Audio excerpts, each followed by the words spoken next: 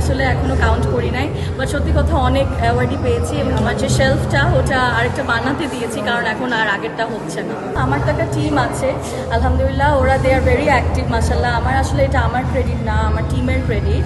এবং মানে আমি অ্যাক্টিভ হলাম বা তারা যদি অ্যাক্টিভ না হয় তাহলে আসলে কিন্তু আমরা মানে একটার পর একটা ইভেন্ট শেষ করতে পারি না। ইনফ্যাক্ট আপনার সাথে ইন্টারভিউ দেওয়ার পর আমি আমার 4 নম্বর ইভেন্টে যাচ্ছি, ওটা আমার family event, but still it's an event. আমার একটা খুবই ক্লোজ ফ্রেন্ডের বিয়ে আজকে, তো আমার হাজব্যান্ড অলরেডি চলে গিয়েছে, ও আমাকে ফোন দিল, আমি বলছি আমি আধা ঘন্টার মধ্যে আসছি। সো আজকে আমি সকালে উঠলাম, উঠে রেডি হলাম, কোনটার পর কোনটা পরবো সব ড্রেস আপ ঠিক করলাম। তো it's a big task actually, so প্রতিদিনই এরকম করতে হয় আসলে।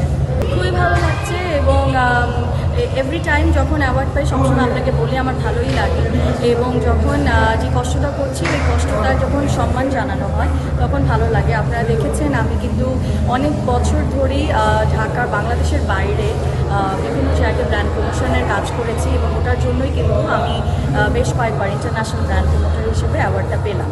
এবং বাংলাদেশে এখন অনেকেই কিন্তু যাচ্ছে মাশাআল্লাহ, আমার খুবই ভালো লাগে। বাট এটার মানে যে এই স্টার্টিংটা কিন্তু আমি করেছিলাম আই থিঙ্ক 2023 বা 2022, একটা আপুর থ্রুতে, কোম্পানির থ্রুতে, আমাকে এজেন্সির থ্রুতে নিয়ে গিয়েছিল।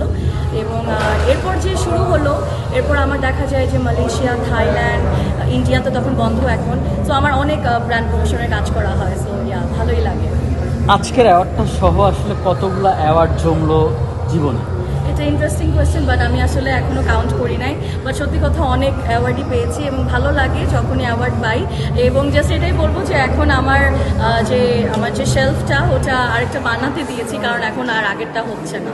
আমি গতকালও একজন অর্গানাইজারের সাথে কথা বলছিলাম, ভাইয়ার সাথে। আমি বললাম যে ভাইয়া আপনারা একটু খেয়াল করবেন। আসলে হয় কি, ওনারা আমাকে বললো যে আপু এটা আসলে যখন এটা ওপেন ফর অল থাকে, কিছু কিছু এরকম দেখা যায় জার্নালিস্ট বা কিছু কিছু মানুষ আছে তারা শুধু ইন্টারভিউ দিতে আসে, এসে চলে যায়। তখন দেখা যায় ইভেন্ট অর্গানাইজাররা জানেও না যে ওনারা এসেছেন। ওনারা আসে হচ্ছে মনে করেন আপনাদের সামনে এরকম ইন্টারভিউ দিবে, আপনারা যখন কাটপিস করে দিয়ে দেন, সো ওনারা তারপর চলে, ওরা জাস্ট আসে লাইমলাইটটা পাওয়ার জন্য। তো অর্গানাইজাররা আমি বলেছি যে না, আপনাদের এই বিষয়টা নিয়ে আসলে এখনও দেখতে হবে, এবং আপনারা যেহেতু ভালো কাজ করছেন এরকম কোনো মানুষকে আপনারা আনবেন না যাতে আপনাদের যে অ্যাওয়ার্ড শো বা ইভেন্টগুলো হয় যেটার নামটা খারাপ হয়। এটা কিন্তু খুবই ইম্পর্টেন্ট, কারণ যেহেতু আমরা যাচ্ছি যারা অ্যাকচুয়ালি মানে কাজ করে অ্যাওয়ার্ডগুলো পাচ্ছি, এটা তো আসলে মানে অনেক বড় একটা জিনিস।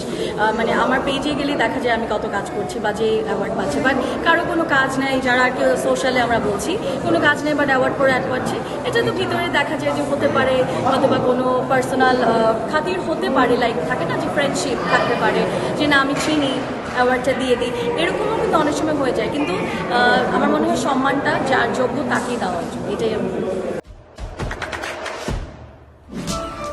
দেশে দেশে সবার সাথে দ্য নিউজ।